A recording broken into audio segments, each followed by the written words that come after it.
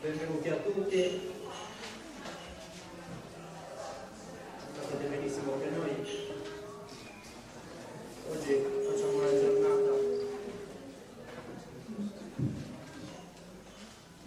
innanzitutto ci presentiamo come partito politico, perché quello siamo, e poi soprattutto abbiamo come sensibilità un attimo la nostra terra, il nostro territorio, e ho pensato di fare una presentazione non solo di partito politico, ma di vedere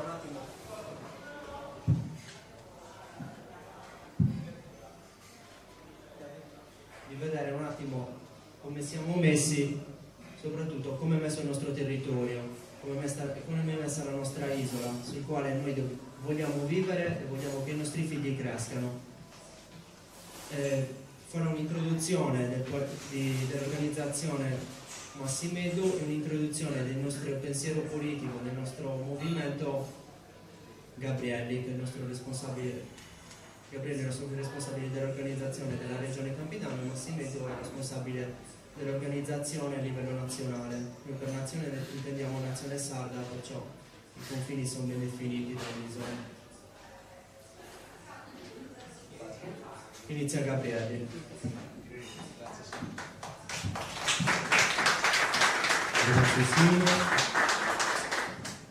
Allora io tra scino sono scritto, evitiamo di perdere tanto tempo, un paio di minuti e vi descrivo in poche parole chi siamo e cosa vogliamo. Così da iniziare, io sono partito soprattutto da questo principio. Noi oggi siamo qua per sia come parte attiva dei cittadini che vogliono fare un oggetto politico organizzato che si mobiliti per rappresentare i sardi, e sia per sostituire questa classe politica che, non so a voi, però a noi non ci dice niente, non un minimo di qualcosa. Quindi partiamo con chi siamo. Progress nasce, il progetto Repubblica della Sardegna, nasce da un'evoluzione della politica indipendentista nata all'inizio di questo millennio. Nasce precisamente il 2 gennaio 2011 e volendo prendere il meglio da queste esperienze. Ci proponiamo di rilanciare la prospettiva dell'indipendenza della Sardegna come un progetto politico a tutti gli effetti, creando nuovi contenuti e nuove visioni di noi stessi. Le nostre prerogative sono geografiche, storiche, culturali, linguistiche, sociali ed economiche. In nessun modo e in nessun caso coincidono o si sovrappongono a quelle dell'Italia o di altri stati in questo caso. Per questo consideriamo il diritto dell'autodeterminazione dei sardi non il fondamento di un'ideologia e nemmeno una semplice ipotesi politica, ma una vera necessità storica. Consci delle difficoltà che comporta fare questo, siamo ancora più consapevoli che comunque le condizioni di regione periferica e marginale di uno Stato più grande è incompatibile con qualsiasi aspettativa di emancipazione economica, sociale e culturale dei sardi. Quindi al di là delle qualità e delle condizioni storiche in cui riveste lo Stato italiano, quindi che lo Stato italiano stia bene o stia male, noi facciamo questo percorso per dire che noi vogliamo esistere. Per questo confidiamo che la Sardegna possiede le risorse materiali e umane bastanti a generare quel benessere diffuso e quel riscatto civile cui i sardi aspirano e che fino ad ora non hanno mai ottenuto. Pertanto lavoriamo alla costruzione di una Repubblica sarda indipendente e sovrana nel consenso delle nazioni e degli stati nel mondo. Abbiamo la convinzione che la politica debba essere organizzata. Questo è un tema che noi teniamo molto a precisarlo, soprattutto sul piano orizzontale. Cioè noi siamo, a mia esperienza personale, l'unico partito che non ha padroni. Da noi non c'è uno che si può alzare l'indomani e dire il partito è mio o qui si decide questa linea politica. Noi abbiamo un'assemblea nazionale che è sovrana. Poi Massimedu dopo spiegherà ancora meglio nel dettaglio chi siamo a livello organizzativo.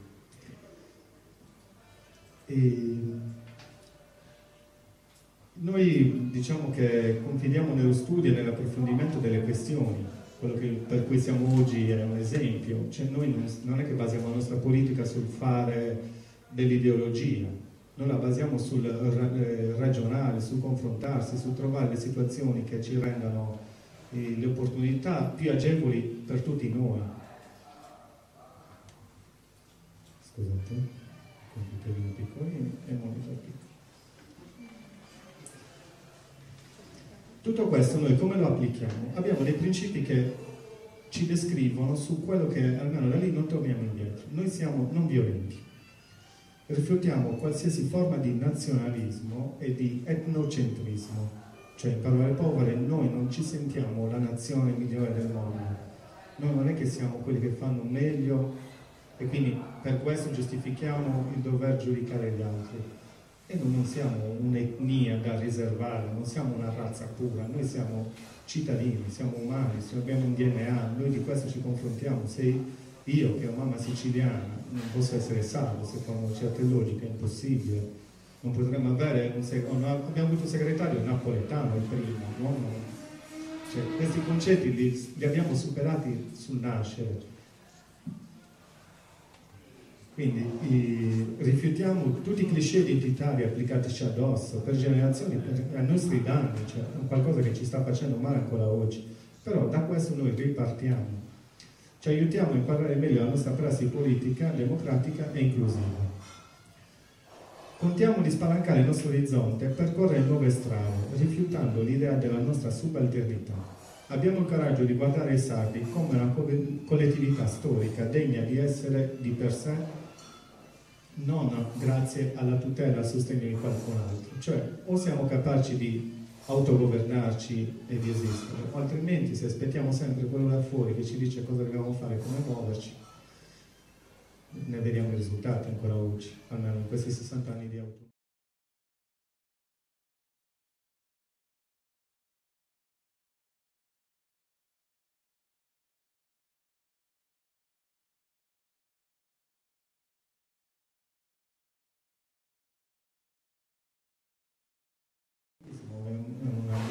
Di questo, o abbiamo il coraggio di essere noi parte attiva nel mondo, oppure subiremo sempre, come in questo caso, l'attacco delle multinazionali o di chi ne ha convenienza di questi territori. Quindi, per un futuro di prosperità economica, libertà civile e dignità umana da donare a noi stessi e a chi ci seguirà. Tutto questo noi lo facciamo con l'intento di lasciare un futuro per chi ci segue e iniziare a migliorare il presente. Grazie.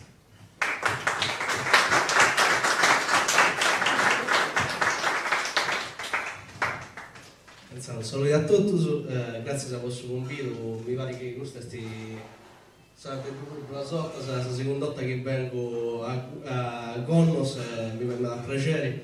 E nulla, questo argomento che mi ha dato per sostenere questo che è MDP, noi come è organizzato su partito Progress a livello nazionale. Però anche dallo che ho preso a Salonga e noi penso che alle fonti certi principi su chi si sreventi su poi può organizzare e può lavorare in pari.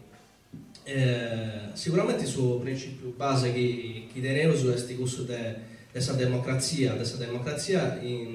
pensate non come una forma, una ragione regola onde uno vota e tanto che tiene di sa maggioranza fa di questi olidi, ma come una maniera per far partecipare più gente possibile alle decisioni. Dunque, come da Piesonoso, la democrazia è proprio una maniera per fare in maniera che la gente possa decidere a su delle questioni che punti di importo poi su tutto. Poi quando a regionoso a regione di questa cosa, quando a regionoso che decidi chi vai a pezzo di un territorio, che hai punti di attività che si vai a pezzo di un territorio, poi la democrazia è proprio questo da noi, che deve decidere la gente che ci vive in loro, non qualcuno che bene di devoras o magari chi bene di finza di noi è tutto, però uno singolo è che decide di quali punti di attività che si fa in un territorio. E questo principio è svolto naturalmente dentro su pensa di questa maniera che tenevo di lavorare come partito. Infatti io decido tutto si impari di vai in rosa di anci perché decisioni si tutto si impari a ragione di impari e in più finza da questo di cambiare in rosa di anci chi tiene il ruolo di responsabilità poi ho canno responsabile delle organizzazioni posta tutta questa Sardegna ma se non viene c'è nessun altro a fare questo che faccio di Occanno e anche su coordinatori politici, anche su residenti eccetera eccetera, cioè ogni anno noi deciso di cambiare le persone che andano a fare il ruolo di responsabilità poi pensavo che chi tiene di un ruolo di responsabilità debba rappresentare tutto il suo partito e tutti gli attivisti del suo partito. Dunque se non è chi qualcuno in noi o li fai carriera o li fai una cosa di anni o li essi su leader di qualcuna cosa poi tendi dopo 20 anni su chi c'è sempre isso eccetera eccetera ma anche a riuscire a tenere qualcuno vantaggio personale. Noi non ha ragione di anni, ha ragione solo in un'altra maniera. Poi un altro principio che per noi è fondamentale è il gusto dell'inclusività. Come ti viene di Gabriele prima del me, sicuramente per noi tutte le questioni di provenienza, di religione, dei colori dei saperi, quali sia questioni che si possono porre in conca, per noi non sono importanti. Se importanti è tenere un sentimento di amore e Dio, poi questa Sardegna, poi questa terra, poi la nostra gente, secondo me, traballare per questa Sardegna è una maniera così bene a noi e tutto. No? Quando noi difendiamo, andiamo ci perdiamo magari un merito del mare, andiamo a questionare dei commenti, si potevano con impari e potevano si potevano difendere certe persone o certe imprese che volenti mancare magari una cosa del mare per questo territorio. È una maniera che tenevo su penso che possiamo liberi, si dona il valore a noi e tutto, non è che questa terra non è una terra la nostra di abbandonata, dove non si può fare nulla, dove ma sì, ma tanti che ci vogliamo su qualcuna cosa sanguinetta, sali che ci da vogliamo in cuni, fai su un montronaggio, non si ne porta a nulla, no, non è sti dianici. Noi pensiamo invece che questa terra tenga un valore in mano e sul valore è questo dell'ambiente, ma è finza questo della cultura che tenevo, la cultura del suo lavoro in susatto, della cultura dell'agricoltura, ma finza della cultura nella sua dianici dell'artigianato, del questo che scende su vai, eccetera, eccetera. E questa cultura della bellezza, finza, da questo luogo si continua mega bello. E quando vedo che c'è qualcuno che questo valore non do liberi, o liberi invece si interessa su, a noi insomma si indivari in mali, e pensando su intervenire su. E questo che vedo su più desota è non andare in logo e andare vicino su delle si fai di ainci, questa si dona odeo, questa devo studiare o cosa da ainci. Ma andare in logos e si voleva a servizio delle comunità locali. Andare in logos e questionare su questa gente che ci vive e cercare di si pone a servizio di chi ha bisogno, ma anche di una mano di aiuto disattrusato. A Ciponai io sono fatto in Alborea, quando è uscita questa questione del progetto Eleonora, non è che se sono andato in Guria ci pondi su cappetto, andai, cosa ci pensavo su noso tenevo questa soluzione a tutto il problema. Se no, se sono andato in Guria e suonavo, come si può aiutare? Come si può aiutare da pari e pari? Poi è un problema di Alborea, ma è un problema di tutti i sardi, perché in Guria si fa una trivellazione che inquina da quest'area. E soprattutto quando siamo andati a ascoltare, penso che questa gira è stata una importante per tutto il Campidano. Poi siamo andati a settori quando via a Safradiri, poi siamo andati a Serramanna, eccetera, eccetera. E sempre con questo spirito che si pone a disposizione dei problemi e delle persone che vanno in Uni e che prima tengono su bisogno di difendere il territorio in solo. Quindi, questo che ho un'idea, poi magari la regionale vetta a domande o a interventi, e poi magari la questione del uso del suo tema specifico. Su spirito con cui noi andiamo a questionare è sempre questo desiderio a dare una mano di aiuto a chi ha bisogno di aiuto. Poi secondo noi la Sardegna sa da salvare chi tutto si salva, non certi che vabbè dai pazienza, magari l'Arborea questa cosa devo risolvere, se riesci a fare una cosa buona in Arborea, però vabbè a Gonnos pazienza, si fa mega centrale. Oppure a Serramanna fai uno stampo in terra e fai altre cose. Non funziona niente, chi sa Sardegna sarà salvare nei prossimi anni e questa situazione è critica portare l'uscesa in meluso del mei. Ormai in ogni vita c'è una cosa, qualcuno che lompidi e vuole fare una cosa che non si andava bene.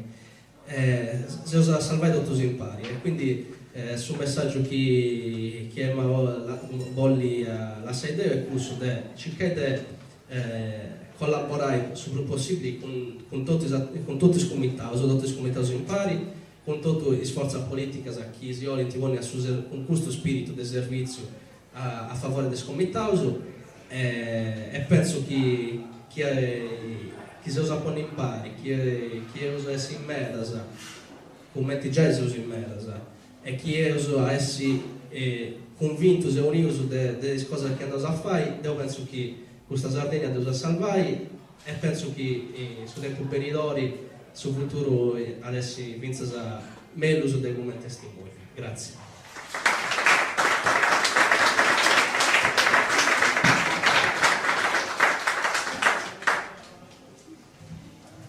Grazie a Massimedu, soprattutto per essere venuto. Iniziamo esattamente col succo della...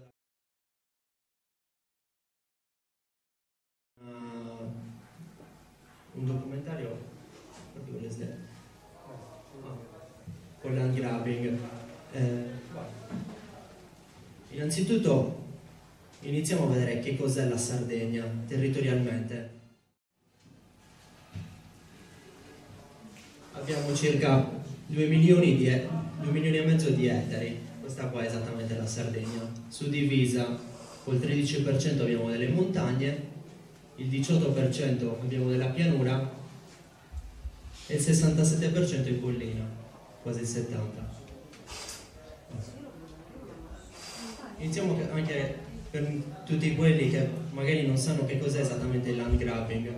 Il land grabbing si intende l'acquisizione di territori da parte di multinazionali che tramite l'affitto della terra o tramite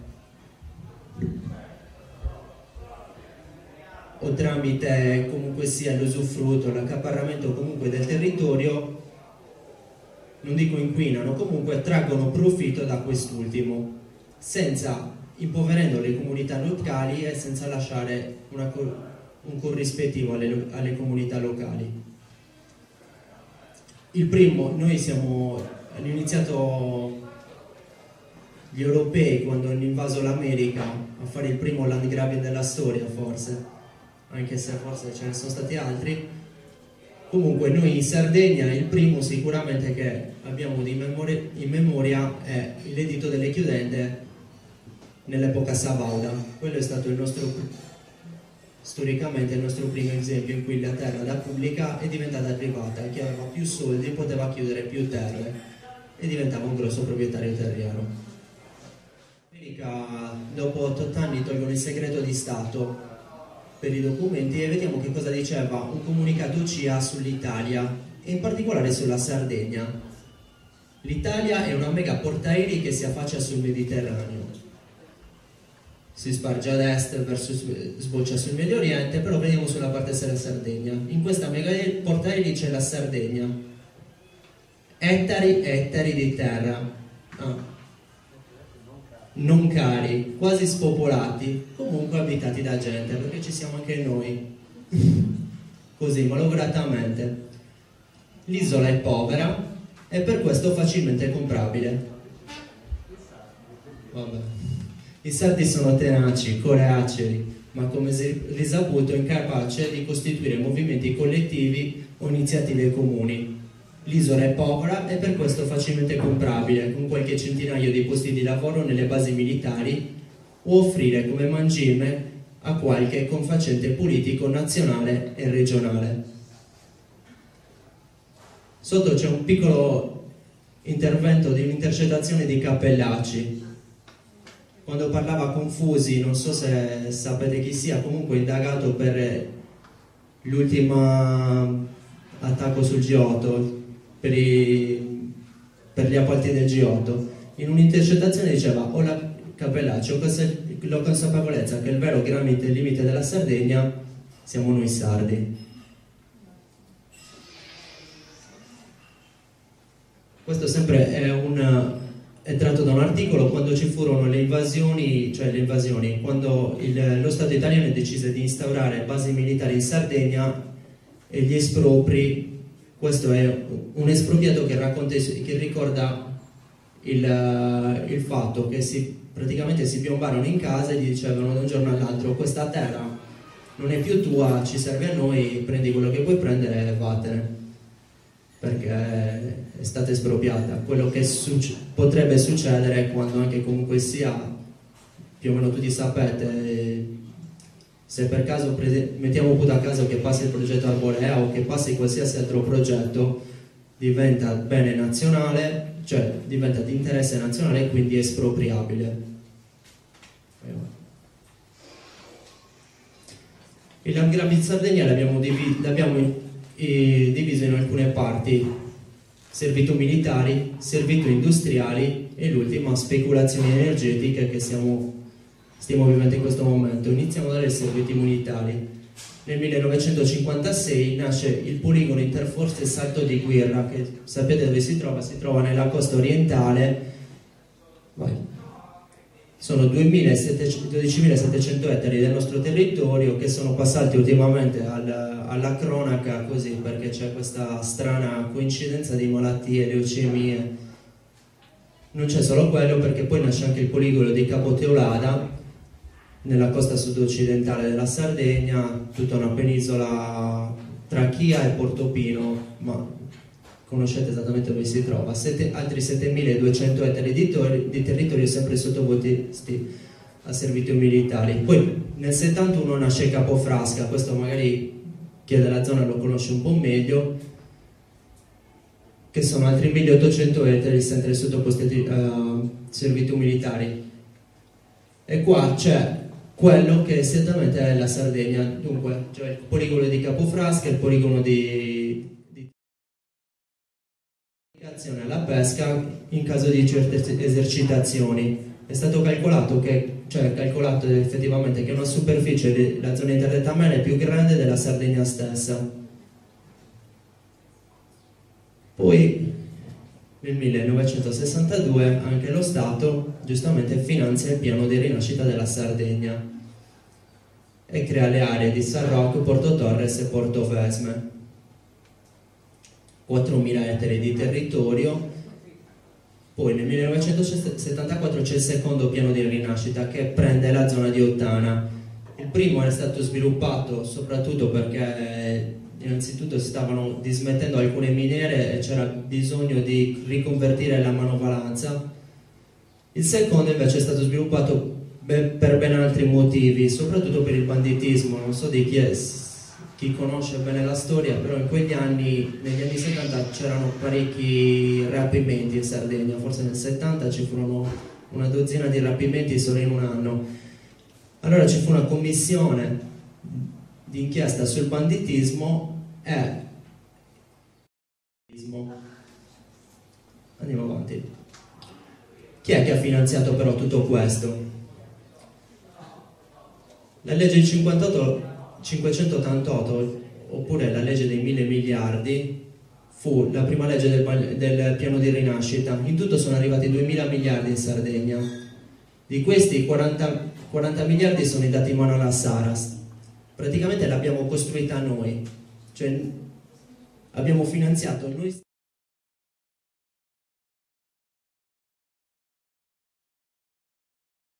Amici, perché non possono essere che amici, perché lo stesso Cossiga, parlando di Angelo Moratti, disse è una bravissima persona, mi ha finanziato tutta la campagna politica, cioè Cossiga è stato sempre e solo finanziato da Angelo Moratti. Contemporaneamente Angelo Moratti, e a quei tempi ci fu anche Rovelli che usava il credito sardo come un suo conto personale, attingeva e costruiva il meglio, diciamo, poi indagato per tangenti e quant'altro, quello da Monte Edison. Rivalutando a oggi, tra il 1962 e il 1974 sono arrivati più o meno 25 miliardi di euro. Chiunque potrebbe fare aziende, se uno ti dà 10 miliardi, tu riesci a fare un'azienda e mandarla avanti per una decina d'anni, qualsiasi tipo di azienda tu voglia fare, anche se è campata per aria, anche se non ha nessun sviluppo. Una cosa interessante comunque sia che ho notato studiando questa cosa è che le prime aziende, i primi investimenti che furono fatti in Sardegna, tra i primi investimenti ci fu il cavo di corrente per esportare energia. Proprio stavano pensando alla Sardegna o forse stavano pensando a qualcos'altro.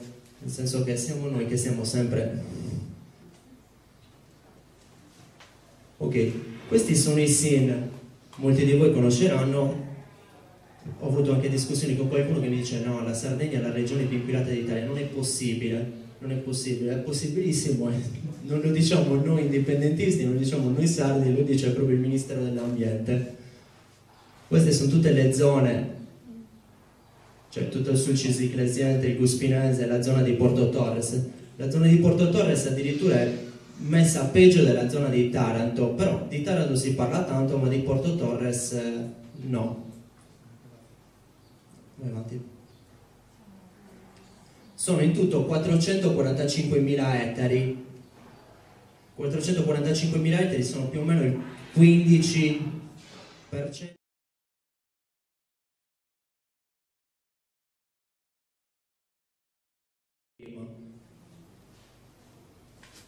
In più in queste zone, non so se notate, non c'è Quirra, stranamente, eppure solo il poligono di Quirra sono 12.700 ettari, in più c'è tutta la zona circostante che è altamente inquinata. Non c'è neanche Ottana. La Saras c'è. Non c'è neanche Furtei, non c'è neanche Macomer. Quella è un caso, non c'è neanche la Maddalena che con le bonifiche che hanno fatto ultimamente hanno migliorato il posto. Ok, Ottana, non so, solo per gli ultimi avvenimenti che sono successi quest'anno si sono ritrovate delle pecore nere, così, pecore nere piene di fuliggine, non si capisce bene, non si è ancora capito il perché. Quelli della centrale hanno detto che comunque loro hanno le centraline di rilevazione e l'ARPAS ha controllato e non c'è stato nessun superamento il giorno. Però, vai avanti. Però nello stesso articolo si diceva che per 700 ettari anche l'erba intorno e tutto intorno era pieno di questa fuliggine che esaminata conteneva idrocarburi. Però da dove si è aggiunta non si sa, qualcuno ha ipotizzato a sterpaglie. E abbiamo un totale di 458.400 ettari attualmente compromessi. Questa è una stima al ribasso, decisamente al ribasso. E aggiungiamo circa il 20% del territorio nazionale sardo. In questo territorio l'ENI, che è a Porto Torres, al posto di bonificare, ha inventato questo bellissimo progetto, la chimica verde. Ne abbiamo sentito parlare e sponsorizzare da tutti come il miglior progetto in assoluto. Di che cosa si tratta essenzialmente questa chimica verde? Una costruzione di centrali a biomasse per la produzione di energia.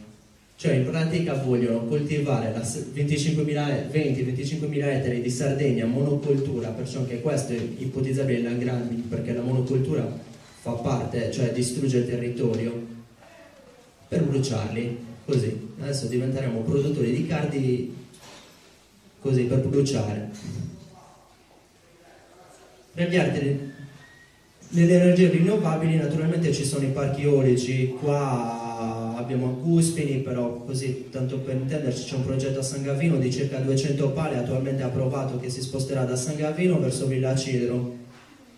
Non hanno ancora avuto il lasciapassare del comune di San Luri per il Cavidotto, però sì, abbiamo seguito il primo intervento che avevamo fatto come partito fu proprio a San Gavino per la questione di questo parco eolico che sto citando. Sono 200 pale. Il comune di San Gavino era felicissimo di averle, tra parentesi, per legge alle comunità, perché lo Stato italiano ha pensato bene di aiutare le comunità, dall'1%, massimo l'1% alle comunità rimane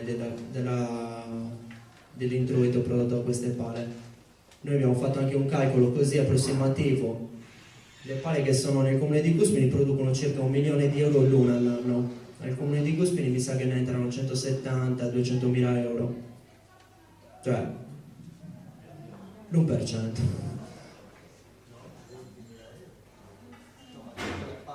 Di tutte le pale non ce n'è una. Nel comune di Cuspini mi sa che ne ricadono 17. 12. Oltre ai parchi eolici abbiamo parchi fotovoltaici e ultimamente i parchi energia solare concentrata, il cosiddetto termodinamico, che abbiamo un progetto qua a Gonnos e non solo, a Cossuine, un po' dappertutto stanno svegliando con questa cosa. Oltre le centrali biomasse che dai 300 che fino a 1 megawatt non hanno bisogno neanche di VIA. Cioè non hanno bisogno di valutazione di impatto ambientale, stanno spuntando come funghi, ne approvano così, come se niente fosse. Ognuna di queste centrali ha bisogno di 300 ettari dedicati a coltivazione per essere bruciate in queste centrali. E casualmente tutte le società che propongono questi parchi eolici, tutto questo, sono società SRL, cioè responsabilità limitata, cioè rispondono per quanto è il loro capitale sociale, e il loro capitale sociale più o meno si gira intorno ai 10.000 euro, che è il minimo. Tanto per dire, poi lo vedremo dopo, la Tosco Geopower ha depositato 12.000 euro di capitale sociale, cioè forse non ripagherebbe neanche ritappare il buco che vuole fare, cioè non ripagano minimamente neanche lo smaltimento di un paio di pali eolici, così, tanto per dire una, che tra parentesi potrebbero rimanere al proprietario del terreno. Ok, qua abbiamo i progetti di ricerca di idrocarburi che si sono presentati. Abbiamo il progetto Eleonora, il progetto IGIA, i progetti a mare Nora e Eleonora a mare, che sono già stati respinti, però è ancora in piedi il progetto, poi quello violaceo, il progetto di Puma Petroleum, sempre per la ricerca di idrocarburi nel sottosuolo marino. In più si aggiungono tutti i progetti geotermici, quello dell'Anglona, quello di Sedini, di Martis, di Cuglieri, il progetto IGIA e il progetto Siliqua, ma poi vai avanti. Abbiamo le sorprese dell'ultima ora, e sono gli ultimi progetti che stanno spuntando sono spuntati in quest'ultimo mese, che sono il progetto Cuspini, il progetto Villa Cidro, il progetto Sardar, il progetto San Gavino, il progetto Pavillonis e il progetto Fordongianus. Di questi non siamo riusciti ancora a reperire tutti i progetti, però quelli che abbiamo visionato si aggirano così. Quello di Cuspine è 87 km quadrati, quello di Sardara è 84, quello di San Gavino lo stesso è 84. Diciamo che facendo una media di 80 km quadrati l'uno sono 56.000 ettari, e sempre la Tosco Geopower ha un capitale sociale di 12.000 euro. Questo è l'incremento del progetto IGA, perché all'inizio la Saras aveva predisposto un'estensione di 18.700 ettari, l'ha diciamo triplicato, adesso giunge fino a San Gavino, a San Luri e si allarga oltre cioè si allarga verso Sestu, cioè prende tutto il Campidano praticamente, perché se riprendete la cartina dei siti SIN e gli sovrapponete questo progetto più il progetto di Eleonora, praticamente abbiamo tutto, compreso tutto il Campidano fino ad Arborea, potrebbe risultare totalmente inquinato.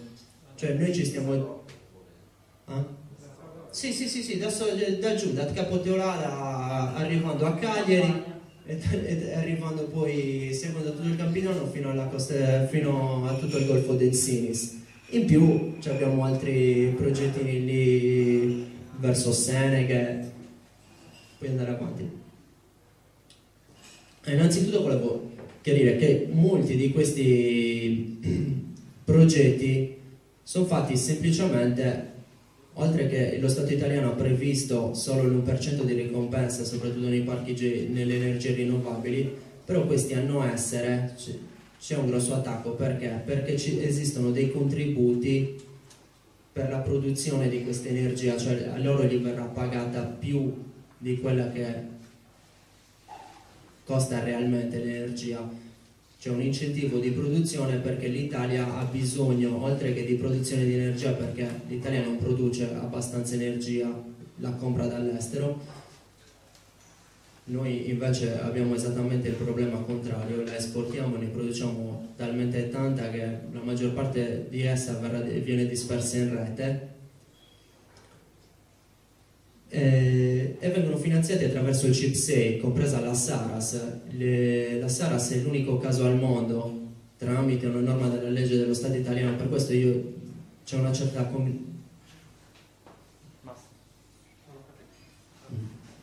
non dico connivenza, però c'è questa strana anomalia che permette alla Saras di bruciare rifiuti tossici e noi glieli paghiamo, cioè sì, li ripaghiamo come rinnovabili. Questi li bruciano quando meglio credono, li mettono in rete come meglio credono e li vengono pagati da noi.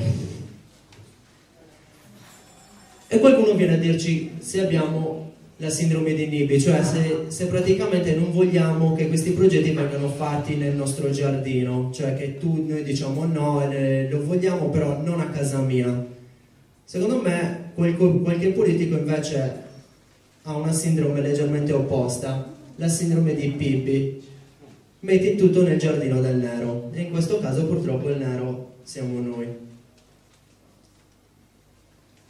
Adesso ho giusto preso due citazioni, una l'ho sentita da poco a Serramana da un consigliere provinciale del Medio Campidano, Agostino Pilia, che faceva questo ragionamento. Siccome effettivamente abbiamo un altro problema, sempre causato anche dall'industrializzazione, cioè la Sardegna, oltre a spopolarsi perché è povera, per di più abbiamo anche uno spopolamento, cioè abbiamo un cosiddetto effetto a ciambella, io lo chiamo, si sta spopolando il centro e si sta abitando tutto l'esterno nelle zone costiere dove si produce il reddito e dove esistono i servizi, perché all'interno stanno anche tagliando talmente tanti servizi che è difficile viverci se non abbiamo ospedali, stanno tagliando i punti in nascita, stanno tagliando le scuole, chi ci abita?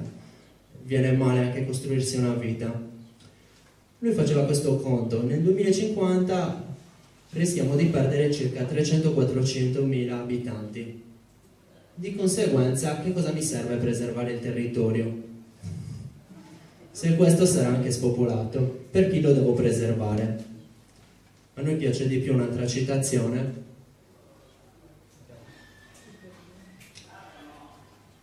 che è quella di di un capo indiano quando venivano a rubargli il territorio. Diceva: quando l'ultimo albero sarà stato abbattuto e l'ultimo fiume avvelenato, l'ultimo pesce pescato, ci accorgeremo che non si potrà mangiare il denaro.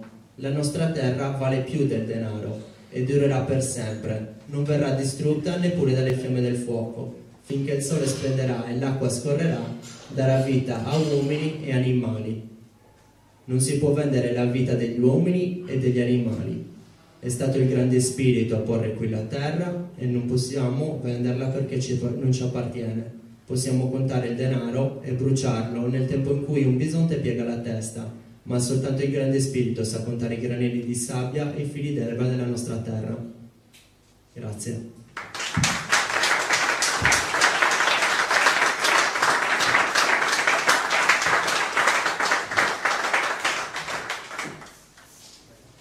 Se qualcuno dei comitati, o qualcuno vuole fare una domanda, comunque anche qualcuno dei comitati vuole esporre le casistiche, siete un po' più addentro di noi, nel senso che noi abbiamo visionato, cioè conosciamo tutti i progetti e li seguiamo da parecchio tempo, però noi crediamo che comunque sia parlarne e creare un attimo di attenzione sociale, cioè per noi c'è mancanza di attenzione sociale a questi problemi, perché io non voglio credere che il mio vicino di casa gli fa piacere che a Serramanna mi facciano un buco e mi inquinino le falde acquifere e magari non si coltivino più carciofi, cioè poniamo così, o che lo facciano anche in un'altra parte della Sardegna, magari più lontana. Non è che mi cambi molto la vita a me, sempre mi sta inquinando una parte del territorio e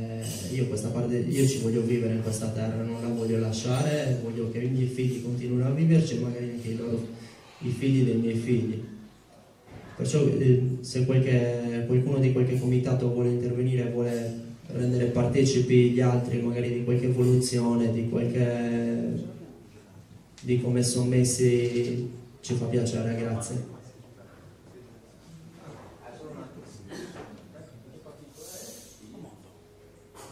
Pilia fa parte dei socialisti, amministratori socialisti, è eletto in consiglio regionale nel consiglio provinciale con quella specie di lista civica che avevano fatto, adesso non mi ricordo, Confederazione Medio Campidano.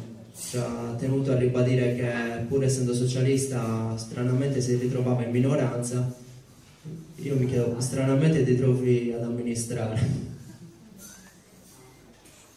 Grazie. Salve, sono Daniela del comitato Noi Gessiliqua, che si occupa proprio dei permessi di ricerca che sono stati fatti per geotermia e per le trivellazioni nel Medio Campidano, a cui se ne sono aggiunte altre 7 che prendono uno spazio ampissimo della nostra zona.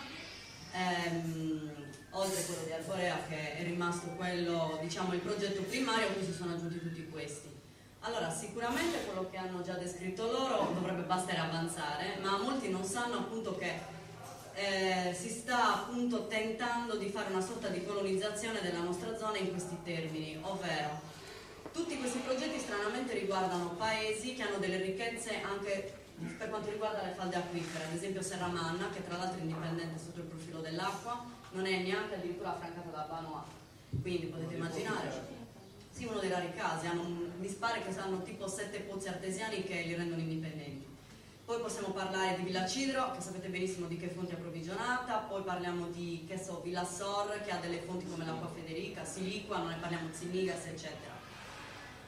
Tutto questo, diciamo, lascia ben pensare, mal pensare, diciamola tutta, perché ovviamente se ti vanno a toccare l'acqua, e sappiamo che la trivellazione andando a 3000 metri senz'altro qualcosa dovrà toccarla, e queste trivellazioni comunque non vengono fatte con l'acqua fresca, come diceva, grazie, la dottoressa Dorsogna, che è stata in questi giorni appunto sia a Saluri, ho visto anche ad Arborea ieri, per cercare appunto di spiegare questa situazione. Non usando l'acqua fresca, ma delle sostanze di vario genere, che tra l'altro non vengono ben specificate le composizioni, se non, diciamo così, a livello molto aleatorio, e anche questo dovrebbe dare da pensare ovviamente, perché dovrebbe esserci trasparenza in tutto quello che si fa, oltre che in quello che vorrebbero fare, nel senso nei loro progetti, ma anche nelle metodiche, che sono quello che più ci preoccupano.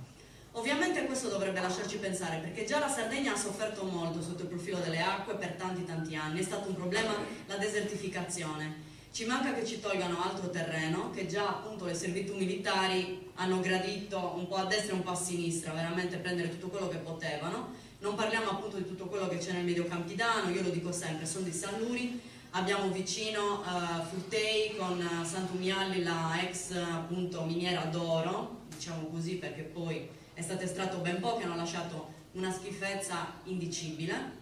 C'è Villa Cidro che praticamente l'hanno completamente smontata, nel senso non c'è più niente che funzioni, c'era la SNIA, c'era la Scaini, non c'è più un tubo.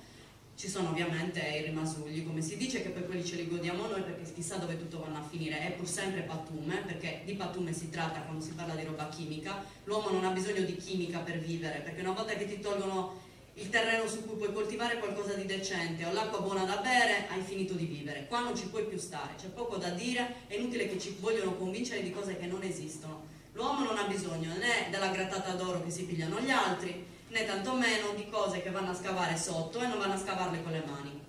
Quindi già questo ci dovrebbe convincere. Quello che a me lascia perplesso ed è quello che si è visto appunto nella affermazione del tizio della CIA, se non sbaglio, è proprio quello che pensano di noi sardi e che è quello che vedo costantemente, perché comunque partecipando a conferenze a cui ti ci butti all'ultimo secondo per vedere che cosa si pensa di queste cose eccetera, si evidenzia sempre questa questione qua. Sembra quasi che noi sardi siamo messi in un angolo, sempre più in un angolo, disinformati, cosa che non dovrebbe succedere perché comunque ci sono addirittura delle convenzioni internazionali a livello della comunità europea che sanciscono il fatto che l'individuo in materia ambientale, sottolineo materia ambientale perché questa è materia ambientale, deve essere informato, deve poter partecipare e addirittura può ricorrere alla giustizia nel caso questo non avvenga. Ora, al di là di tutto, informarsi significa quello che si sta cercando di fare. Se le persone non si informano e non le informiamo noi che ascoltiamo, non possiamo fare niente. Si parte da quello. Poi dopodiché partecipare. Partecipare significa cercare di capire che questi problemi ci riguardano tutti. Non è che se fanno un buco qua a Gonnos, io che sono di Salluri sono tranquilla. Non è così, perché a Gonnos coltiveranno quegli ortaggi che mi arrivano nella mia tavola. Che cosa ne so, a Quirra ci sarà quell'agnello che poi magari io, bello e tagliato dal macellaio, non so da dove diavolo viene. Sardo. Sardo di dove? Sardo di Torres, sardo di dove? Cosa vuol dire sardo? Per noi ormai sardo non è più un'etichetta, nel senso che dovrebbe esserlo, dovrebbe essere una garanzia. E invece non c'è nessuna garanzia perché sardo vuol dire una volta di Quirra, una volta di Porto Torres, una volta può essere di Salluri, certo, un'altra può essere di Villa Cidro, un altro può essere un pascolo chissà dove. Quindi attenzione che quello che succede da una parte riguarda tutti e succede da tutte le parti. Un'altra cosa, i sardi, lo dico, sono sarda, per metà anche siciliana, mia madre è siciliana, comunque. I sardi dormono, sonni profondissimi, non c'è Cristo che li svegli. Cioè, tu puoi dire queste cose in tutte le lingue, porti delle carte scritte, controscritte, ma non dette da me, non dette da voi o da uno che ci crede, non dette da loro, non da altri. Cose, sono studi scientifici. Quando è scientifico che il benzene fa male e che con queste estrazioni tirano fuori e utilizzano sostanze chimiche, toluene, benzene, etilbenzene, tutto quello che vogliamo, viene utilizzato dell'altra roba, o che in certe zone c'è arsenico, ci sono i metalli pesanti nel Medio Campidano, ho portato anche delle analisi, che prescindendo che sono di malati gravi, testimoniano che cosa hanno nel sangue determinate persone in una certa zona. Io vorrei farmele, penso che me le farò, le manderò fuori per essere sicura che vengono fatte con tutti i crismi e le porterò perché voglio vedere di che cosa sono dotata io, se ho piombo, se sono ben ancorata, perché ci stanno ancorando bene alla terra in altro senso. E così veramente, ci stanno piombando qua, ci stanno piombando per bene di modo che rimaniamo ancorati e anche il cervello diciamo si irrigidisce per bene ancora di più. Comunque, a parte tutto questo, veramente stiamo attenti perché i sardi di un tempo, persino nel Medioevo, si rendevano conto quanto è importante lottare. Sapete che adesso c'è la rievocazione storica del Sabattalla, che non è insignificante perché con una battaglia del genere non è il risultato che è contato, ma quello in cui i sardi hanno creduto, che è quello che a noi ormai non interessa più, ovvero avere la nostra terra per noi, viene presa niente attenzione. Allora, Questo ce lo dobbiamo ricordare. Se andiamo a vedere Sabatalla, andiamo a vedere non il risultato e non a pensare che i sardi hanno perso, ma andare a pensare che il sardo deve lottare, il sardo deve riappropriarsi del proprio territorio, perché tutta l'Italia vi sta venendo devastata in questo modo, proprio con il criterio di compravendita della persona prima ancora che del territorio, perché prima si comprano le persone, sappiatelo, cioè, forse non ve lo devo neanche dire, mi sembra anche stupido dirlo, perché le persone si comprano con la promessa del lavoro che non c'è, si comprano dando delle promesse, togliendoci l'informazione, anche quello è un modo di comprarti, perché io ti posso dire quello che voglio se tu non sei informato. Quindi cerchiamo di ricorrere a informazioni precise, cerchiamo di vedere che cosa c'è da vedere nelle cose che ci interessano. Si parla di trivellazione, benissimo, andiamo a cercare cosa c'è nella trivellazione. Non fidiamoci del primo che viene e che ci dice 4 cose, perché queste cose ce le raccontano, ce le possono dire, ci può essere il vero e il non vero. Quello che è vero o non vero lo troviamo nelle riviste scientifiche, ricordatevelo, non nelle parole del primo che viene, ti dice metti questa trivella lì che non succede nulla. Quindi vi prego, informatevi e informate le persone, dite alle persone di non sottovalutare, perché se succede in un posto sta succedendo in tutta la Sardegna. Grazie.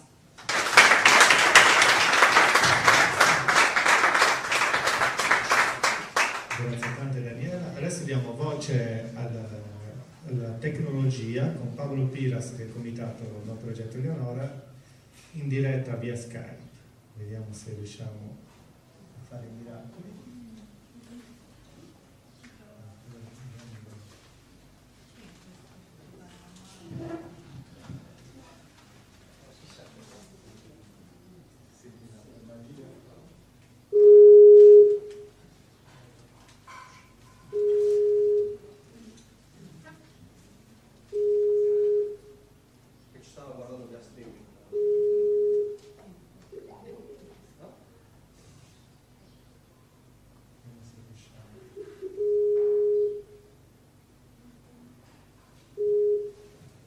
Pronto? Ciao Pablo, ci senti? Ciao. Benvenuto, volevo dire andiamo. Mi sentite? Sì, vai pure.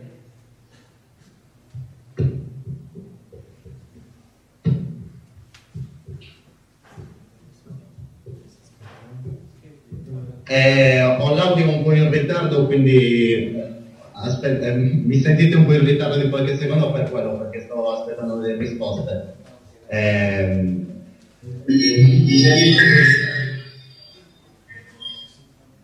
Chiudo l'audio vostro e faccio un intervento molto breve. Il grosso l'ha già detto Daniela adesso.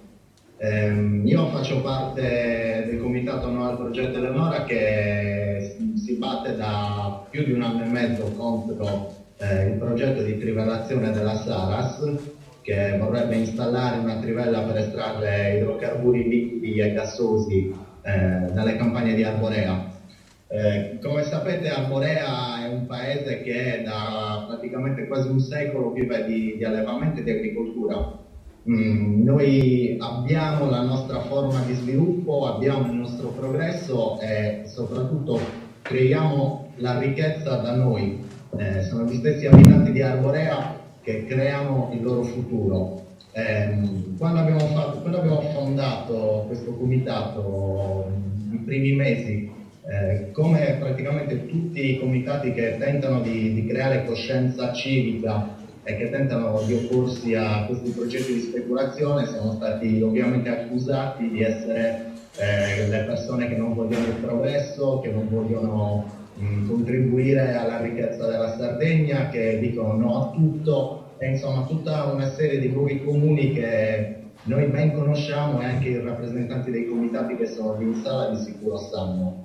Il fulcro di questa questione è semplicemente uno: è che quando una persona dice no a questi progetti, dice no perché ha trovato dei dati, ha trovato degli studiosi che confermano la pericolosità di tutte queste attività, dire no a questi progetti vuol dire sì a decine e decine di altre cose, vuol dire sì a un ambiente pulito, vuol dire sì a un'agricoltura e un allevamento fatto in una determinata maniera, ma soprattutto vuol dire sì al diritto nostro, dei sardi, in questo caso dei cittadini di Arborea, ma di tutti i sardi, di scegliersi il loro futuro, cioè a dire sia la possibilità di essere artefici della costruzione del loro destino e della loro ricchezza, perché essere contrari alle trivelle della Saras non vuol dire essere contrari al progresso, vuol dire semplicemente essere contrari a quel tipo di progresso che viene imposto, perché un progetto del genere si impone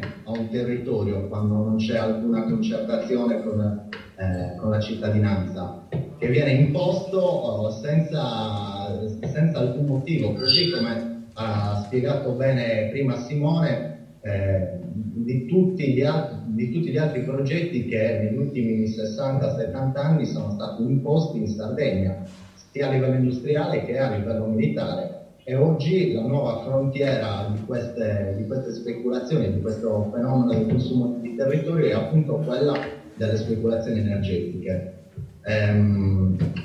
Noi siamo un po' un case study, diciamo, perché la battaglia che stiamo portando avanti è abbastanza unica, non era mai successo negli ultimi 50 anni che qualcuno in Sardegna avesse avuto il coraggio di dire no alla Saras. Insomma, sappiamo bene che cos'è la Saras e che cosa ha rappresentato. Però noi non abbiamo avuto paura e non avremo di certo paura di continuare a ribadire il nostro no, proprio perché sappiamo bene dove vogliamo andare, sappiamo bene che tipo di futuro vogliamo costruire. Ce l'abbiamo ben chiara la nostra idea è quella di continuare a puntare sull'agricoltura, sull'allevamento, un allevamento di qualità, e vogliamo soprattutto essere d'esempio per la Sardegna, perché noi stiamo tentando di bloccare non tanto una trivella semplice ad Arborea, ma stiamo tentando di bloccare l'arrivo e l'inserimento di tutta l'industria estrattiva in Sardegna, perché se dovesse passare il progetto Leonardo ad Arborea, la Saras stessa, ovviamente con l'accordo della regione, introdurrebbe questo nuovo tipo di industria pesante in Sardegna nel 2013, dopo tutti i danni che ci sono stati dall'introduzione forzata dell'industria petrolchimica negli anni 60 e anche negli anni 70. Insomma, ripetere questi errori a distanza di 60 anni sarebbe veramente folle. Quindi, ripeto, la nostra non è una semplice battaglia di un piccolo paese, ma è proprio una battaglia fatta per tutti i sardi, a cui si sono uniti decine e centinaia di sardi che partecipano alle nostre assemblee e a tutte le nostre iniziative, e soprattutto ci hanno seguito il 30 maggio, quando noi ci siamo confrontati pubblicamente con la Saras. Abbiamo posto delle domande tecniche, scientifiche, documentate, e i dirigenti della Saras hanno fatto scena muta. Questo dimostra anche che, oltre a un po' di malafede per nascondere la speculazione,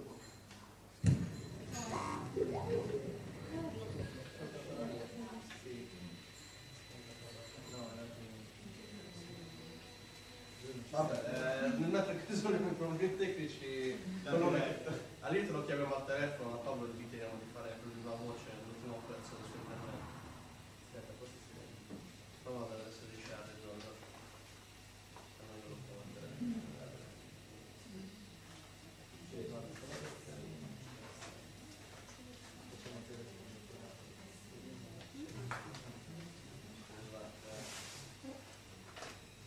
Tecnologia a volte ci vuole.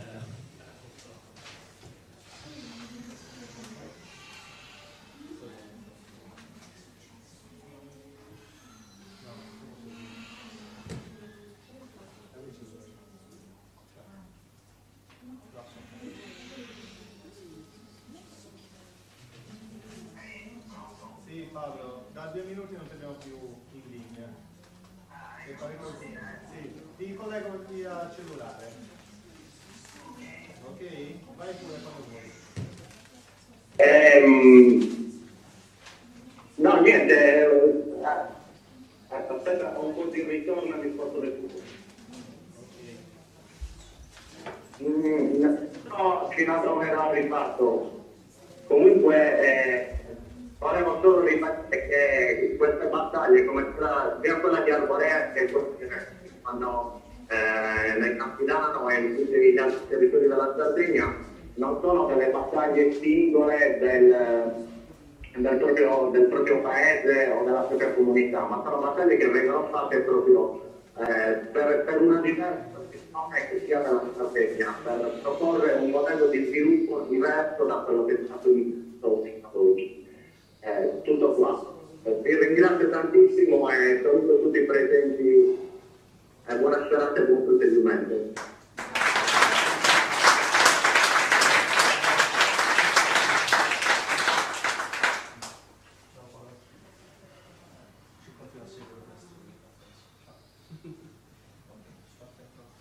Ok, chiedo al comitato non mega centrale di Guspini.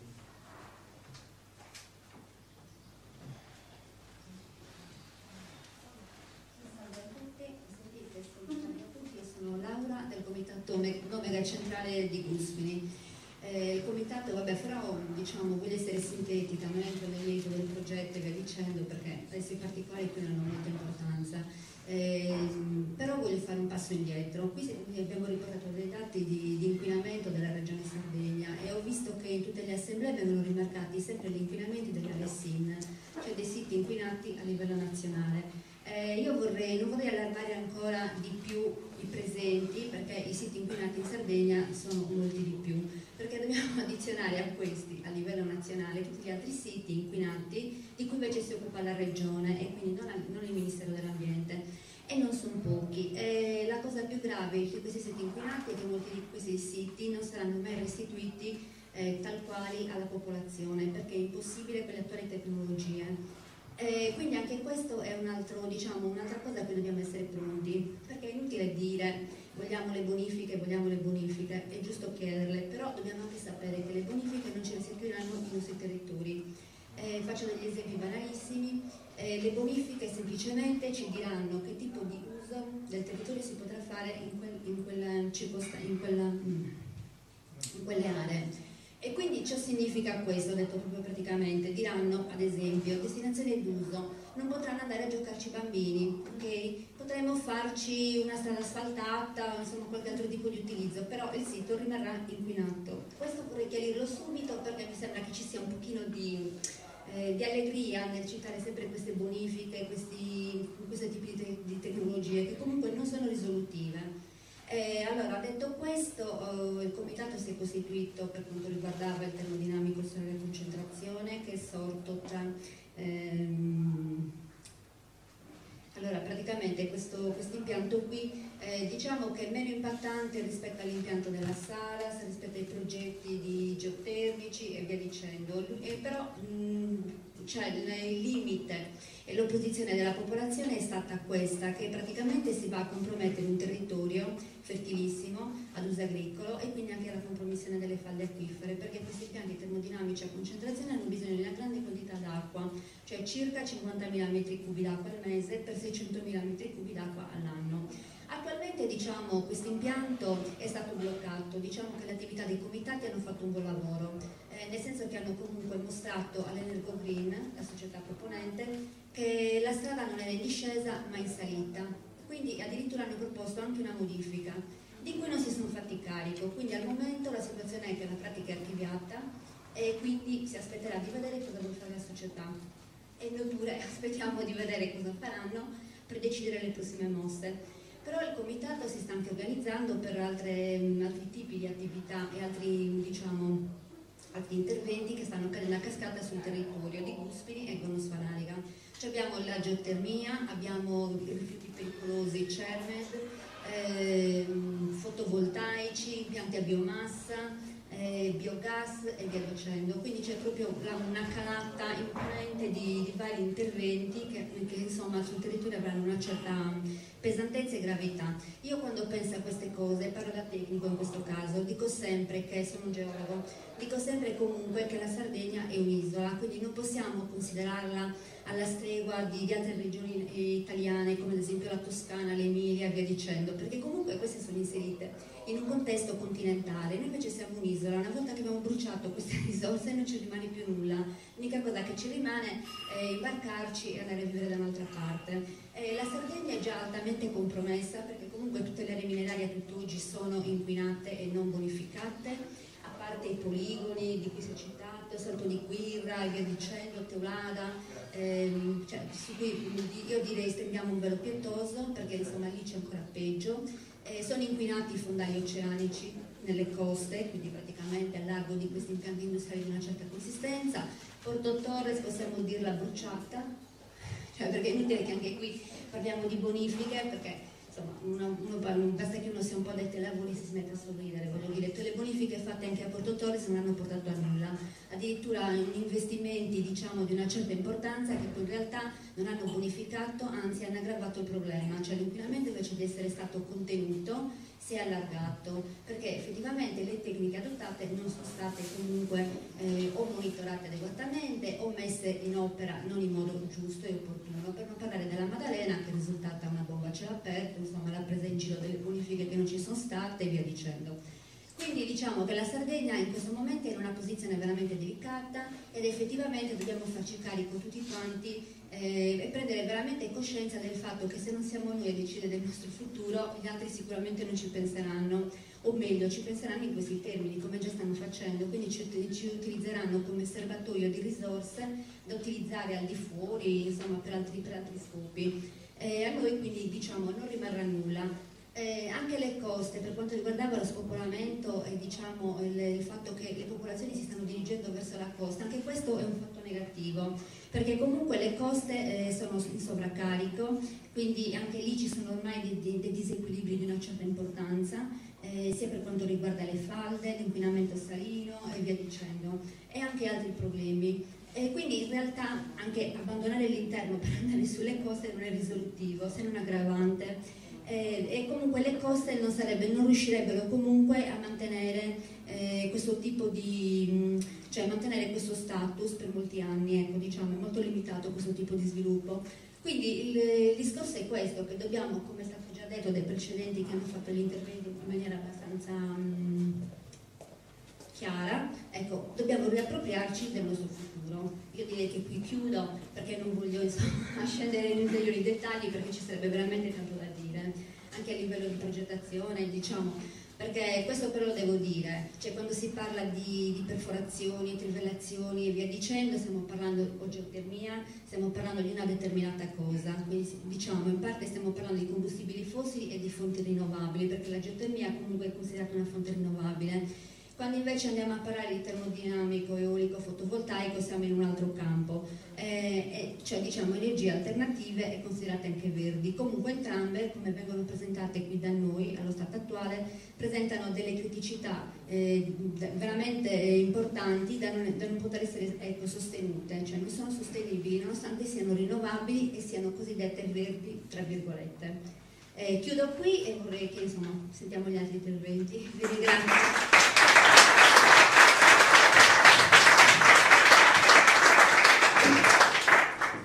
Luciana del comitato Terra che ci appartiene di GONNES, sempre per la mega centrale. Allora vi ringrazio molto, mi scuso perché sono arrivata in ritardo e ho anche un pochino di fretta, oggi è sabato, ho lavorato tutta la settimana e tutti quanti siamo stati molto impegnati, no? Nei vari seminari. Io ho seguito un po' tutto quello che si è mosso in questa settimana su questi argomenti, quindi diciamo che oggi insomma anche per me è un giorno un po'. Vi ringrazio comunque di questo invito. Allora, come gonnese soprattutto vorrei fare un intervento, no? Perché un po' ha parlato Laura di quel che siamo andati a fare anche come comitato, perché ci stiamo muovendo insieme. Visto che il progetto sul termodinamico riguarda sia GONNOS sia Guspini, quindi abbiamo un unico male, diciamo così, diviso in due paesi, ma è troppo per entrambi. Vorrei fare uno spaccato di GONNOS per dire che cosa è GONNOS, poiché si vogliono andare ad impiantare tecnologie di questo tipo altamente inquinanti. Allora diciamo che parlando di GONNOS io intendo però parlare un po' di tutti i paesi della Sardegna, perché la realtà che noi troviamo a GONNOS non è che sia molto diversa da quella che troviamo a Villa Cidro o che troviamo a Guspini o che troviamo in qualsiasi altro paese della Sardegna, perché la Sardegna è questa, cioè una economia di tipo agropastorale dove ci sono delle produzioni locali di altissima qualità, un ambiente dove non sono state le miniere, le ricerche minerarie, o diciamo dove non ci sono stati poli industriali, un ambiente di tutto il rispetto, di altissima ugualmente qualità, da rispettare, da valorizzare, da utilizzare, ma con moderazione, quindi andando a fare, a progettare, a sostenere uno sviluppo sostenibile. Sostenibile significa sostenibile per il nostro ambiente, per la nostra cultura, per le nostre risorse. Quindi questo ci tengo a dirlo. Io sono stata per 3 anni assessore all'ambiente di questo comune, da 2 mesi non lo sono più, continuo ad essere comunque consigliere, continuo a fare le mie battaglie, a portare anche in consiglio comunale queste problematiche, queste tematiche, e se possibile le ho ancora più rafforzate, poiché mi sono state un pochino liberate le mani, e di conseguenza di questa libertà, di questa nuova libertà, poiché lo sono sempre stata una persona molto libera, di questa nuova libertà io sto proprio godendo e la sto usando nel modo migliore che posso conoscere, che è quello di mettermi ulteriormente, devo dire, ulteriormente a servizio della gente, perché questo ho sempre fatto anche da assessore, da 8 anni sono consigliere. Quindi chi mi conosce a Gonnos, cioè quasi tutti, il 90%, poiché faccio anche la maestra da quasi 30 anni, chi mi conosce sa bene questo, che io mi sono sempre messa al servizio della gente e non avrei mai e poi mai osato fare una cosa o approvare anche come assessore, no? Una cosa come il termodinamico che stava per cascarci addosso in tutto silenzio, di cui io stessa mi sono accorta tardissimo, però mi sono data talmente da fare che alla fine la settimana scorsa siamo approdati con un ordine del giorno in consiglio comunale che ha detto di no alla mega centrale. Quindi ritornando a Gonnos, diciamo che Gonnos condivide con il territorio intendendo i paesi circostanti, 2 importanti SIC, va bene, quello Riu Piscinas e Monte Arquentu, e quello Linas Marganai. Ha le cascate di Murumannu, che sono le cascate, il salto più alto della Sardegna, va bene? Il nostro territorio è costituito per il 60% da territorio montano, ma non montagne così brulle dove non si trova niente, dove c'è fauna selvatica di pregio, dove ci sono moltissimi endemismi, va bene? Rarità floreali, rarità di tipo faunistico. Abbiamo un paese delle montagne ricchissime d'acqua, coperte da boschi di leccio e di macchia mediterranea di pregio, va bene? Siamo inseriti in 2 importanti associazioni nazionali, una è quella del pane, perché siamo città del pane. Ci tengo a dire che gli stessi proprietari di questo locale, li cito perché fanno parte di una delle famiglie che storicamente ha panificato Gonnos Fanatica, quindi ci sono 7 importanti panifici e Gonnos ha esportato panificatori in tutta la Sardegna, questo lo posso dire con molta veemenza. Siamo anche, oltre che città del pane, siamo anche città dell'olio, possediamo 12.000 piante d'ulivo, va bene? Insomma, cosa possiamo dire? Produciamo miele, produciamo un po' di tutto, produciamo zafferano, produciamo un po' di tutto. Questa è la realtà non solo di Gonnos, ripeto, del nostro territorio nella sua interezza. Gonnos ha poi un'altra caratteristica, quella dei pozzi, oltre 100 pozzi all'interno del centro urbano, per non parlare delle cascate, delle fonti, di tutto quello che c'è. È un paese ricchissimo d'acqua, anche se purtroppo si è affidata ad Abbanoa, cosa sulla quale io non ero assolutamente d'accordo, ma purtroppo non ero in amministrazione allora e quindi questa cosa ci toglieva comunque da una situazione molto catastrofica sul piano della distribuzione, per cui in un certo senso ha anche migliorato la situazione, anche se dico la verità avrei preferito che ci fosse l'acqua di Gonnos a Gonnos, e questa cosa io l'avevo caldeggiata poiché come sindaco c'era una mia cugina però purtroppo, insomma, non essendo amministratore ho potuto soltanto sostenerla senza effettivamente poter fare niente, e di questo veramente mi pento, mi dispiace. Allora, come è stato detto anche da Laura, abbiamo questo mega impianto di 50 megawatt di potenza che dovrebbe occupare 211 ettari di terreno agricolo in un pezzo di Campidano fertilissimo, tuttora vergine si può dire, perché dove c'è soltanto un'azienda agricola anche di piccole dimensioni, il resto è tutto naturale, va bene? Oltre al 60% di terreno montano con Nosfanadica, per l'87% è costituito da terreno naturale o seminaturale, quindi pochissimo urbanizzato, per cui insomma tutte queste caratteristiche io credo che valga la pena di salvaguardarle, ed è questo discorso che io ho fatto sempre anche in amministrazione.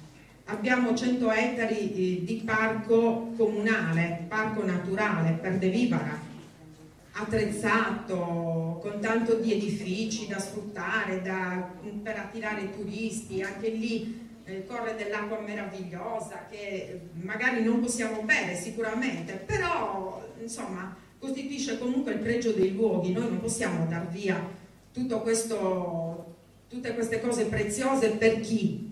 Per che cosa? Non ha alcun senso veramente. Produciamo già troppa energia in Sardegna, pari a 700 megawatt in più rispetto al nostro fabbisogno, ma poniamo che non vogliamo neanche avere giusto quello che ci serve e vogliamo avere anche un po' in più, però insomma io credo che produrne di più sia veramente da pazzi. Produrne di più per che cosa? Per chi? Per esportarla? Per portarla fuori?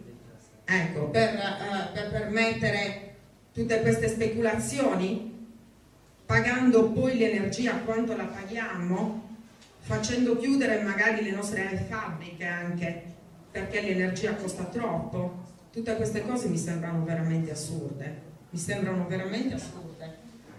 Io insomma posso dire che comunque ringrazio i gonnesi anche se oggi non sono presenti, perché Laura lo sa, e io ho organizzato una prima assemblea come assessore proprio che era stata numerosissima, con grandi contestazioni, quindi sono stati i gonnesi veramente a indurre l'amministrazione a prendere quella posizione, quindi io di questo sono veramente contenta. I gonnesi, quando vengono sensibilizzati, come tutte le persone, è difficile informare, questo sì, senz'altro, però diciamo che quando lo facciamo col cuore, la gente se ne accorge.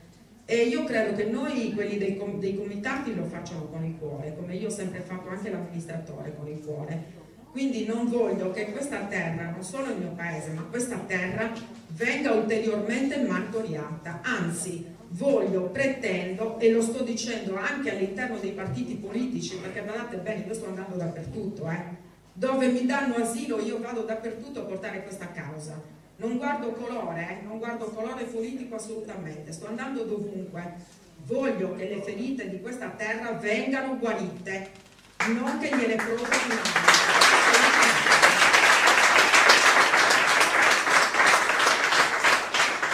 Quindi di questo dobbiamo fare dobbiamo farci una promessa a tutti quanti sardi, che porteremo avanti questa battaglia, cioè fermare queste nuove cose e nello stesso tempo guarire le nostre ferite vecchie o anche antiche, riprenderci in mano la nostra terra e il nostro sviluppo, va bene? Perché qualcuno mi ha detto allora vivi di terra, vivi di sole. No, io non vivo di terra o di sole, ma di tutte queste cose insieme sì posso vivere. Non vivo solo di una, ma se io le metto insieme, le faccio fruttare, però lo dico io come devono fruttare, non può venire qualcuno a dirmelo.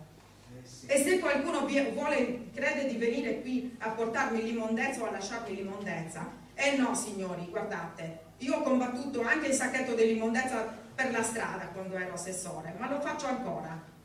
Quindi figuriamoci se voglio tutta questa immondezza, ma non ci penso neanche. Vi ringrazio.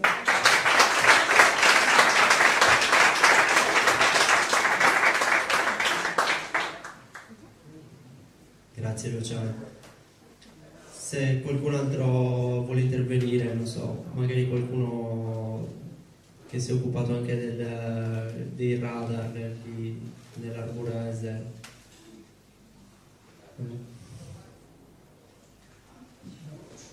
Grazie. Salve, mi chiamo Giuseppe Corato e faccio parte del comitato No alla megacentrale Guspini con lo Spanadia. Volevo sottolineare delle cose. Io come persona fisica sono venuto a conoscenza di questo progetto per caso in un supermercato. Erano quasi scaduti i termini per la presentazione delle osservazioni da presentare al via. Così questo mi ha dato modo di riflettere, cioè noi abbiamo i nostri politici cercano di tenerci all'oscuro di tutto. Queste cose passano assolutamente, cercano di ovattare in modo che questi progetti, una volta iniziati, trovino una normale evoluzione nella costruzione e passano sulla pelle della gente senza che la gente possa in qualche modo partecipare. Cioè, come diceva giustamente qualcuno, il cittadino deve essere informato, deve poter dare il proprio contributo in senso positivo o negativo alla realizzazione di questi impianti. Io direi che potremmo fare un discorso di ore dicendo che la politica è connivente con questa speculazione. Io non ho schede politiche, quindi posso parlare, devo dire, apertamente, non devo schierarmi né con l'uno né con l'altro. E dico che in Sardegna, poiché è un'isola e la sua insularità diciamo è il suo pregio e il suo difetto, nel senso che i politici locali sardi fanno cartello, come fanno cartello i produttori, gli imbottigliatori di gas, i produttori di energia. Quindi noi abbiamo tutto diciamo, la negatività dell'insularità l'abbiamo proprio in questo, mentre in altre regioni purtroppo ci sono delle osmosi, cioè ben vengano delle osmosi per cui non sempre si riesce a, diciamo, fare cartelli. Qua in Sardegna invece questo succede e anche i politici. Io mi sono occupato del ramo economico, quindi per tanto tempo, e vi posso dire che in Sardegna le cose si realizzano se alcune famiglie che comandano realisticamente la parte economica della Sardegna lo vogliono. Quindi una volta che queste famiglie sono state inserite tra le beneficiarie di queste speculazioni, ecco che il politico di turno, in questo caso il nostro governatore e a cascata i vari responsabili locali, hanno trovato conveniente dare questi permessi con tanta facilità senza che il cittadino in qualche modo venisse a conoscenza, o quantomeno qualcuno passandosi la mano sulla coscienza l'ultimo giorno utile ha convocato la cittadinanza, ma con un volantino di 10x10 affisso nei muri del paese che nessuno aveva visto su questa diciamo la costruzione di questo mega impianto, che reputo una cosa assolutamente mostruosa, oscena. Voi immaginate un paese di 211 ettari, e questa è una centrale termodinamica solare che vogliono costruire tra Guspini e Gonnosfanarie. È una cosa oscena che distrugge per giocoforza tutto quello che c'è perché non solo distrugge l'acqua del sottosuolo, come giustamente diceva Laura, perché ha bisogno di quantitativi ingenti di questa fonte che noi già dobbiamo cercare di utilizzare con parsimonia, in quanto sapete l'acqua nelle isole è un bene prezioso e non ci sono le Alpi o gli Appennini che procurano acqua a valle, fanno sì che le nevi sciogliendosi portino acqua a valle, quindi ai fiumi, e quindi un bene che si rinnova anno per anno. In Sardegna, anche essendo per la maggior parte montuoso, non ha montagne alte che hanno ghiacciai che servono come scorta, ma appunto l'acqua filtrata va nel sottosuolo, ma quando la utilizzi attraverso dei pozzi artesiani per estrarre tutta quest'acqua che serve al raffreddamento, è chiaro che impoverisce il suolo, lo rende anche sterile. Ovviamente non solo questo, il microclima. Un impianto con dei serbatoi di sali fusi a 500 gradi, dei serbatoi enormi, e questo calore deve essere dissipato nell'ambiente, quindi che il microclima locale per forza ne risente. Ecco, quindi voglio dire, questo riferendomi al fatto specifico dell'impianto termodinamico solare tra Guspini e Gonnos. Voglio dire, quindi il politico non se li pone proprio questi problemi di carattere morale. Abbiamo assistito in anni passati alla corsa all'industrializzazione. Abbiamo avuto i sardi, non sono sardo, ma penso di essere, passatemi il termine, sardista, più sardista di qualche altro sardo.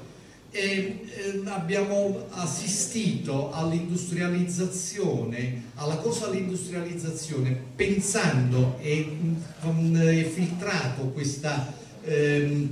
quest'idea che il lavoro poteva venire esclusivamente dall'industria, e purtroppo sono stati dei fallimenti che il potere già conosceva, ma intanto speculava.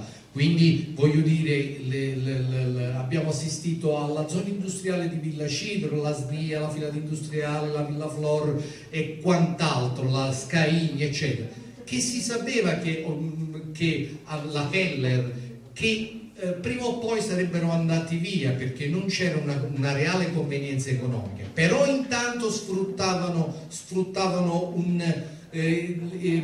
tutte le agevolazioni dello Stato, che non erano per i sardi ma erano per gli industriali del continente, che venivano a installare le loro filiali in Sardegna.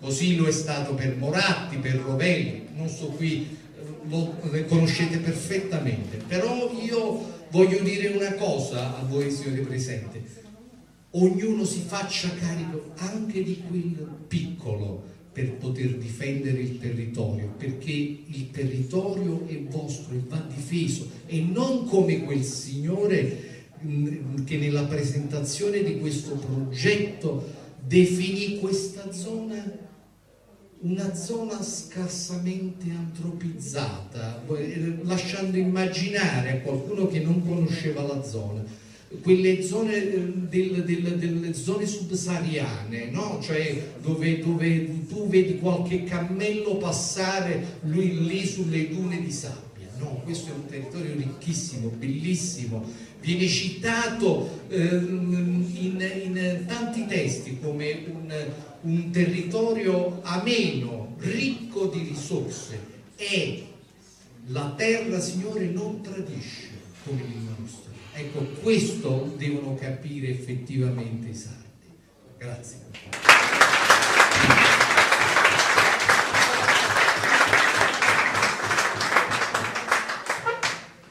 Grazie. Sul fatto che la terra non tradisca come l'industria, sarà magari un mio crucio, c'è tanta disoccupazione, eppure continuiamo a importare l'80% dei prodotti che mettiamo ogni giorno sulla tavola. Una domanda ce la dovremmo porre: vuol dire che qualche cosa da produrre ce l'abbiamo, perché la consumiamo. Se vuole intervenire qualcun altro, qualche domanda? Una domanda la vorrei porre io. Comitati e Progress dovrebbe dare una risposta su questi territori che vengono grebizzati, così è. Qualcosa del genere, land grabbing. Land grabbing. Che i cittadini che abitano in quei territori, che cosa gli rimane di quei territori? O cosa non possono più fare? A parte l'inquinamento che chiaramente produce... A parte l'inquinamento c'è proprio l'esproprio. C'è un vincolo per cui il terreno non può essere più usato dal privato, dal cittadino. Sì, ci sono dei vincoli che non ti permettono l'utilizzo. Vediamo nel caso della mega centrale, tipo ti dicono ma ci puoi anche coltivare sotto, così come per le serre fotovoltaiche ci puoi coltivare sotto, poi effettivamente non ci coltiva nessuno, semplicemente perché c'è ombra e l'ombra non cresce niente. No, però aspetta, devi anche dire che c'è un vincolo, perché Sì.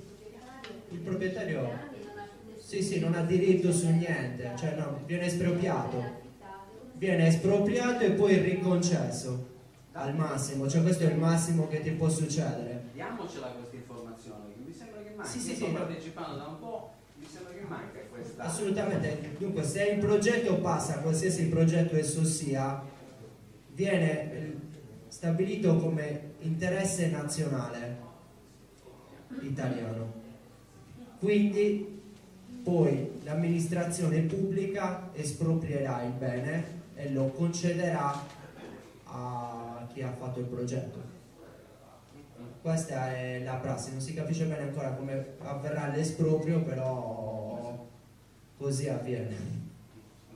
Sul fatto dell'informazione volevo anche giusto ricordare, per chi non lo sapesse o a chi lo sa, che giusto negli anni 60 durante tutta l'industrializzazione, i due quotidiani principalmente letti in Sardegna giustamente erano in mano sia dei Moratti che dei Rovelli. Per questo l'informazione è stata quella che è stata, ma attualmente è lo stesso, cioè non è che è cambiato molto.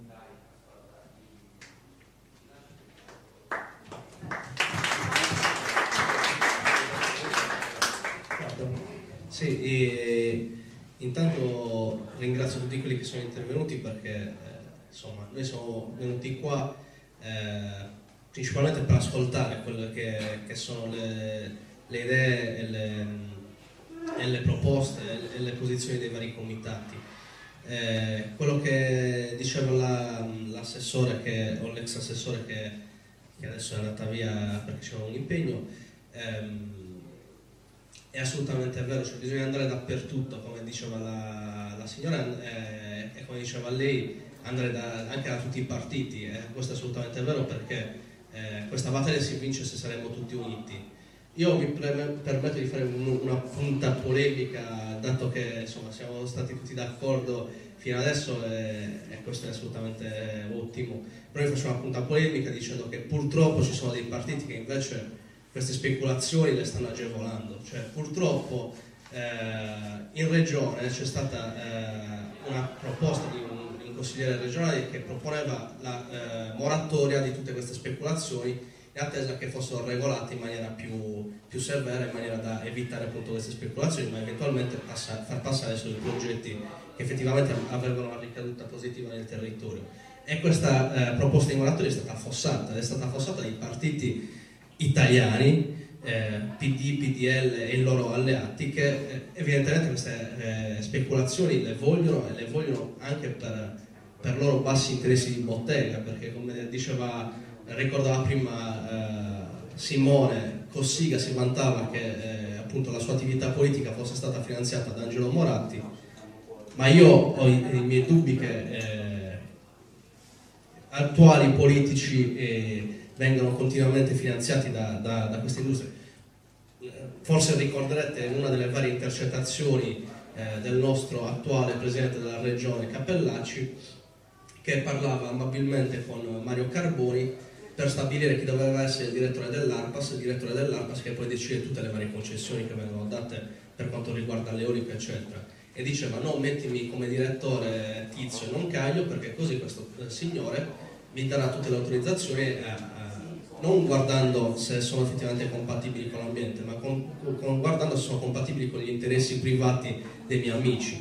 Quindi detto questo, cioè, io vorrei che ci ricordassimo sempre che il problema è sensibilizzare le persone, avere diciamo così, la forza delle popolazioni locali che si ribellano a queste cose qua, ma poi bisogna dare anche diciamo così, forza a quelle formazioni politiche che stanno in questo momento facendo questa lotta contro tutti gli altri, che purtroppo invece guardano altri interessi, non guardano gli interessi delle popolazioni, ma guardano gli interessi loro e dei loro solari. Quindi, giusto questa nota polemica, cerchiamo di convincere, perché chiaramente nei territori poi le questioni sono diverse e le differenze di partito possono essere anche minori, perché chiaramente a livello locale e comunale siamo tutti dalla stessa parte. Però guardiamo anche a quei partiti, a quelle realtà politiche che invece purtroppo in questi anni hanno favorito queste speculazioni e che purtroppo forti del loro consenso che gli abbiamo dato noi purtroppo continueranno a portare avanti queste politiche. Cerchiamo di aprire gli occhi anche da questo punto di vista, e cerchiamo anche da questo punto di vista di essere più scaltri e più coesi e lavorare tutti per risolvere questa situazione.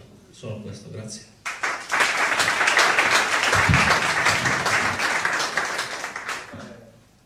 Anch'io una chiusura veloce, lasciandomi proprio alla chiusura di Massimiliano. Perché facciamo politica noi, ci siamo creati questo partito? Proprio per questo. Non solo, cioè noi siamo ragazzi, non abbiamo studiato un libro che ci diceva fate politica perché così si cambiano le cose. Nessuno ci ha dato lo stimolo per fare politica, al contrario, ci hanno schivato per fare politica, ci hanno disinteressato questo modo di fare politica. Questo termine, fare politica, ce lo stanno facendo odiare, giustamente per loro, perché gli conviene. Un politico è tutto ciò che non è di buono che ci può essere, invece politica è quello che stiamo facendo oggi. Non con i colori politici, non con i nomi e i cognomi che si mettono al di sopra delle ragioni e delle motivazioni. Siamo qua come singoli individui che discutono, elaborano la soluzione ideale per tutti, senza che ci siano padroni o meno. Questo a noi ci dà la forza e il coraggio di parlare in pubblico, di provare ad avere anche un certo ritmo, perché poi non è semplice anche fare politica. Però noi ci divertiamo, ovviamente, non è un paese solamente, usciamo, conosciamo persone nuove, un motivo in più anche di uscire di casa, conoscere la Sardegna, altre realtà. Però principalmente quello che ci spinge a fare politica è dare veramente un calcio nel sedere a questa vecchia politica. Io non ne ho più voglia e non voglio più prendere accordi con persone che si mettono lì a dirti come devi fare politica. Noi ci sediamo, lo facciamo col meglio che possiamo, però col massimo della trasparenza. E l'esempio migliore ce l'abbiamo stasera, noi siamo in diretta. Cioè qualsiasi cosa noi facciamo, c'è la trasparenza, non esiste che non ci sia un documento che può dire ciò che stiamo facendo o travisare la realtà di quello che sta succedendo. Quindi prima di tutto l'impegno, la trasparenza e la forza di dare un cambiamento veramente a questa terra, perché secondo me e con chi stiamo lavorando ce n'è veramente bisogno. Grazie.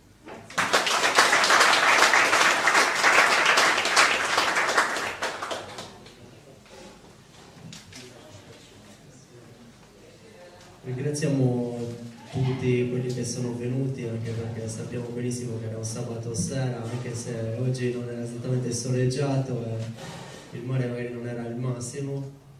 Comunque ringraziamo tutti, ringraziamo il locale che ci ha ospitato, soprattutto anche perché era partecipe alla lotta e ci ha subito chiesto da che parte stavamo, se eravamo a favore o contro la mega centrale.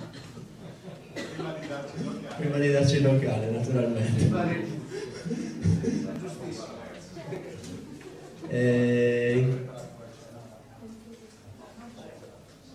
Sì, chi vuole rimanere a cena abbiamo una convenzione.